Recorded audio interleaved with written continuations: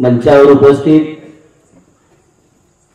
Doctor Annabhau Sathe यांच्या शतकोत्तर जयंतीच्या निमित्तानं आजच्या कार्यक्रमाचे अध्यक्ष सन्माननीय नाना, प्रमुख वक्ते ज्यांनी महाराष्ट्रामध्ये नावलौकिक मिळवले आहेत असे आमचे सहकारी मित्र अडगळे सर, कार्यक्रमाचे दुसरे वक्ते मंगळवेढा पंचायत समितीचे विस्तार अधिकारी आमचे मार्गदर्शक आदरणीय डॉक्टर बिभीषण रंधवे साहेब, सर्व विचार मंचावर माझे स्नेही मार्गदर्शक, आज आपण अण्णाभाऊ साठे यांच्या जयंतीच्या निमित्ताने या ठिकाणी या समाज प्रबोधनपर व्याख्यानाच्या कार्यक्रमासाठी एकत्रित आलेलो आहोत।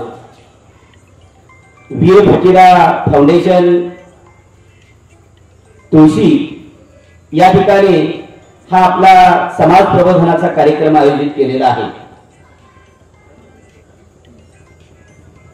या कार्यक्रमाच्या निमित्तानं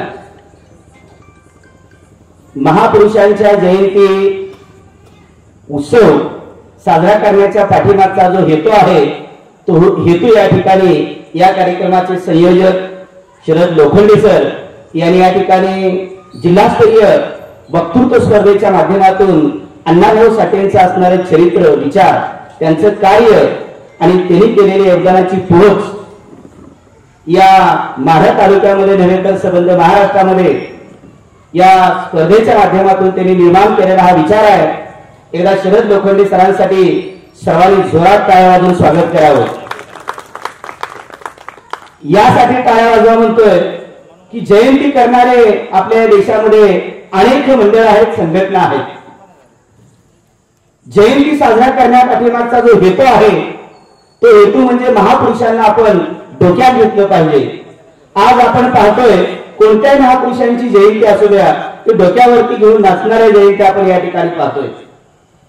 या विषयाला पूर्णपणे तळावेत कोणत्याही प्रकारचं डालवी न लावता अण्णाभाऊंचे विचार येथे समोर असलेल्या विद्यार्थ्यांच्या माध्यमातून, शाळकरी विद्यार्थ्यांच्या माध्यमातून या माढा तालुक्यामध्ये हा विचार पसरवण्याचं काम केलेलं आहे।